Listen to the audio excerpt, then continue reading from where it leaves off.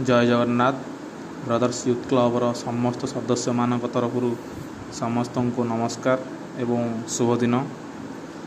आज हालीपड़ा एवं नुआ गाँव उभय दुई गाँव शेष मुंडरे मशाणी दुई जनकर मशाणी पाखापाखि रही भय दूर करने ब्रदर्स यूथ क्लब तरफ लाइट लगा जाउछि।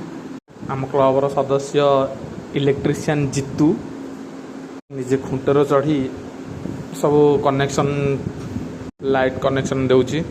तले रही आमर चक्रधर राधादा अविनाश एमान सब सहयोग करुछन्ति जीतू को। आलीपड़ा एवं नुआ गाँव यही मशाणी राति शवदाह समय अंधार हेतु लोके बहुत हैरान होउछन्ति एवं राति जीवा आसिया समय लोके भय मध्य करुछन्ति। यह दृष्टि रखी ब्रदर्स यूथ क्लब तरफ एठारे लाइट लगा जाउछि।